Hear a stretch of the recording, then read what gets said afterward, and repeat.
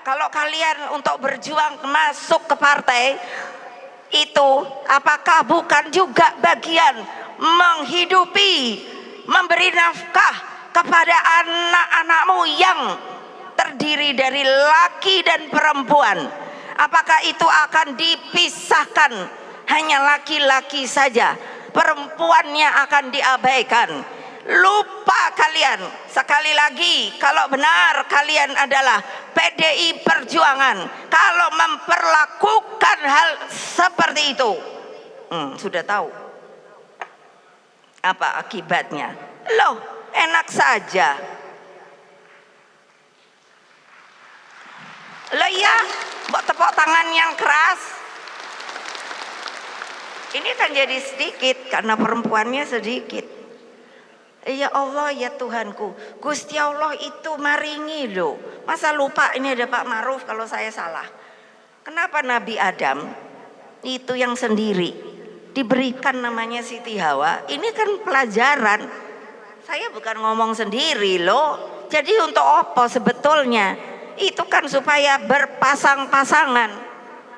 Lah kok sekarang di Indonesia yang telah dimerdekakan, diproklamasikan oleh Bung Karno, yang telah mengatakan bahwa laki perempuan adalah setara, dan di dalam hukum Republik Indonesia, nih saya bacakan kalau salah apa bunyinya, konstitusi loh, amanat loh, segala warga negara bersamaan kedudukannya di dalam hukum dan pemerintahan, dan wajib menjunjung tinggi hukum dan pemerintahan itu dengan tidak ada kecualinya. Dengan penuh semangat, Bu Mega ini menekankan bahwa laki-laki dan perempuan kedudukannya setara. Perempuan jangan diabaikan, termasuk juga dalam kancah politik. Bang Masinton, apakah ini merupakan clue atau petunjuk selanjutnya bahwa yang akan didorong untuk maju capres adalah dari perempuan atau dari kaum perempuan, kader sendiri yang perempuan, Bang Masinton? Ya, sebelum ke sana tentu Bu Mega mengingatkan kita sebagai bangsa bagaimana peran, heroisme, kepahlawanan, keteladanan, kepemimpinan perempuan. Baik itu dari mulai Ratu Sima, beliau jelaskan, dan Bedes, ya, bahkan hingga ke Malahayati. Artinya bahwa peran politik perempuan, peran kepemimpinan perempuan itu bukan sesuatu yang baru buat Indonesia, tetapi jauh sebelum Republik ada, pejuang-pejuang yang berasal dari perempuan itu sudah sangat banyak. Nah, maka disitulah Bu Mega menggugah kesadaran seluruh perempuan Indonesia agar memiliki kesetaraan, tidak boleh terjebak dengan pola domestifikasi saja, ya, tetapi juga harus aktif memperjuangkan hak-hak politik perempuan. Nah, artinya apa? Tingkat kemampuan kepemimpinan perempuan di Indonesia, ya, bahkan di dunia itu diakui, gitu. Bahkan beliau menceritakan bagaimana ketika Ratu Elizabeth, gitu, kemudian menceritakan Margaret Thatcher, kemudian ada Perdana Menteri Selandia Baru sekarang, dan lain-lain kepemimpinan perempuan lainnya di dunia ini. Nah, artinya Bu Mega mengingatkan terus-menerus bagaimana membangun kesetaraan, bagaimana tentang kepemimpinan perempuan, seperti itu. Artinya apa? Bahwa kepemimpinan perempuan juga tidak bisa diremehkan. Dan kemudian Bu Mega juga mengambil satu contoh bagaimana perempuan didiskriminasi dalam tindakan politik seperti di Afghanistan ketika Taliban berkuasa, seperti itu. Nah, itu jangan boleh ada di Indonesia, terjadi di Indonesia hal-hal seperti itu, di mana perempuan dilakukan secara diskriminatif. Ya.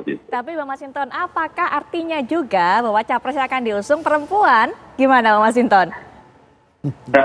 Nanti kita tunggu bulan Juni. Kita tunggu bulan Juni, apakah yang di sakunya Bu Mega itu laki apa perempuan. Oke, Nah, bulan baik. Juni nanti kita tunggu. Bang Masinton ini ngajak kita tebak-tebakan terus nih, menerka-nerka berbagai macam petunjuk. Kalau Mas Henry gimana membacanya? Ya memang harus ditunggu. Tadi 4 Juli Oke. 27 ya kelahiran PNI. Jadi kalau tadi dilihat sih sebetulnya Ibu Mega ingin menyampaikan beberapa hal. Ya. Misalnya dia menyinggung juga kader-kader tuh, apa lupa dengan saya gitu kan. Dia menyebutkan tuh kriteria calon-calon presiden yang juga dekat dengan dirinya, kan dia baru sekali. Jadi boleh sekali lagi tuh sebetulnya.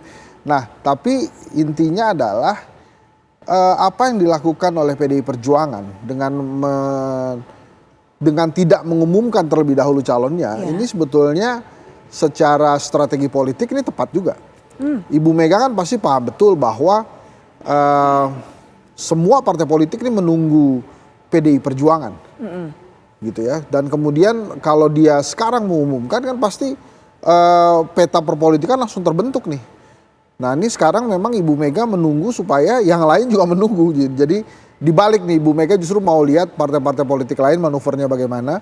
Kemudian juga dia akan memutuskan. Nah kalau kemudian sampai hari ini misalnya nama-nama yang beredar adalah Mbak Puan, Pak Ganjar atau bukan salah satu di antara mereka berdua.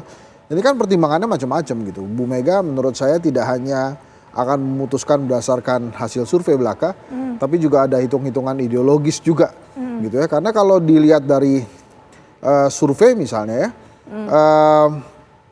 waktu itu ada kita kenal dengan sebutan Jokowi Efek 2014, tapi ternyata sumbangan Jokowi Efek ke elektabilitas PDI Perjuangan tuh hanya 4,6 saja, 4,6%. Nah di periode kedua, pas Pak Jokowi lagi tinggi-tingginya, sumbangan elektabilitas Pak Jokowi ke PDI Perjuangan itu hanya 0,38%. Jadi kecil, kecil sekali. Jadi mungkin itu juga akan dipertimbangkan gitu ya. Apakah kemudian saat ini Pak Ganjar di atas angin? Belum tentu juga. Dilihat kalau dari perjuangan di Jawa Tengah, waktu itu mulai dengan 7%. Mbak Puan komandonya. Kemudian tidak berkoalisi dengan siapa-siapa. PDI Perjuangan sendirian tuh. Melawan incumbent waktu itu Bibit Waluyo, menang.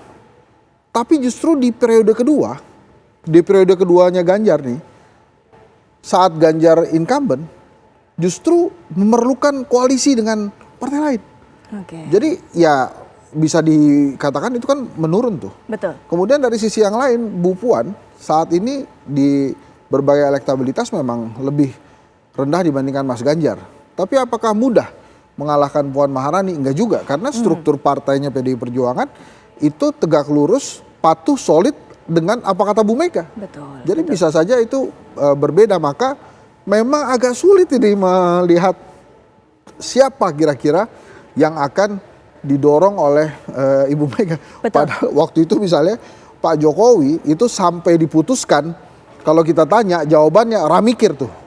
Orang mikir nih fokus di Jakarta. Sementara Pak Ganjar belum apa-apa juga saya siap nyapres gitu kan. Jadi ada beberapa perbedaan-perbedaan. Tapi yang saya yakin adalah memang kader PDI Perjuangan ini berlimpah. Jadi walaupun nanti siapapun yang dipilih ya, mau Ganjar, mau Mbak Puan, kemudian atau nama lain, mereka begitu dikatakan si ini gitu ya, tegak lurus itu pasti akan memenangkan mereka tuh, apapun nanti hasilnya. Karena itulah kekuatan dari PDI Perjuangan, Soekarno-nya itu, dan saat ini masih dipegang oleh Bu Mega. Mas Henry, kalau tadi mengatakan bahwa memang masih sulit hingga saat ini menebak siapa yang akan diajukan oleh PDIP. Saya kok jadi tergelitik juga dengan pertanyaan atau dengan pernyataan Bu Mega ketika ditanya. Dia bercerita, ketika saya ditanya bahwa Bu siapa calon pemimpin masa depan? Wah kalian nggak ngelihat saya, begitu bahasa Indonesianya kira-kira. Kalian nggak ngelihat saya ini cantik, pintar, karismatik, ya saya ini pemimpinnya begitu. Apakah ini juga salah satu sinyal bahwa mungkin nggak sih Bu Mega kemudian maju juga? Sangat mungkin juga. Dia nggak apa-apa kan Ibu Mega maju kan. Saya pernah di acara ini juga. Kalau misalnya nanti tidak ada Anies, tidak ada Ganjar. Yang kemudian yang muncul adalah Erlangga Hartarto, Prabowo misalnya atau Caimin gitu ya. Terus kan Ibu Mega bisa sendiri nih. Saya sih yakin kalau mungkin lawannya Erlangga atau yang lain-lain ini tanpa mengurangi rasa hormat ya. Saya rasa hasrat itu ada juga.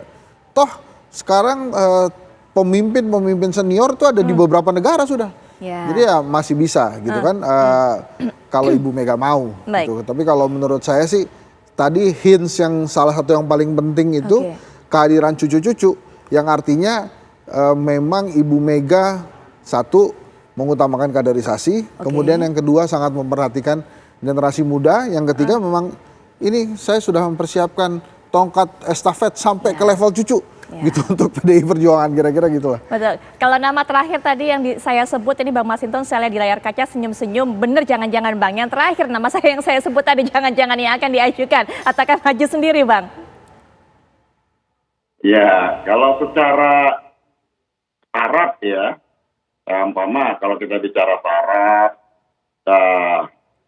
baik itu syarat apakah Bu Mega masih bisa maju sebagai calon presiden, meskipun beliau pernah menjabat presiden, tentu syaratnya masih bisa. Nah, kemudian dukungan politik, syarat dukungan partai politik, ya PDI Perjuangan cukup seperti itu. Nah, tetapi ya lagi-lagi ya kita harus menunggu. Maka kata Bu Mega tadi ya nggak perlu harus terburu-buru, tidak perlu harus terburu-buru. Nah, kita jalani terus ya sambil mendengar suara-suara masyarakat dan keinginan masyarakat, seperti itu Mbak. Jadi bagi PDI Perjuangan persoalan kebangsaan ini yang perlu harus dikerjakan sama-sama, itulah yang utama. Ya, nanti ada masanya ketika kita akan mengumumkan siapa calon presiden yang akan kita usung, seperti itu. Kita tunggu ya Bang, kalau kisi-kisinya sih berarti Juni, harus sabar berarti 5 bulan lagi untuk menantikan nama dari PDIP. Tapi makasih Bang Masinton sudah berkenan hadir secara virtual untuk bisa memberikan pandangannya di tengah kesibukannya memperingati Hari Ulang Tahun PDIP ke-50. Mas Henry juga terima kasih sudah meluangkan waktunya juga untuk bisa memberikan pandangannya. Sama-sama. Kita masih akan terus menunggu dari hint-hint tadi, begitu kan, petunjuk-petunjuk tadi yang dikatakan oleh Mas Henry juga siapa yang akan diajukan oleh PDIP.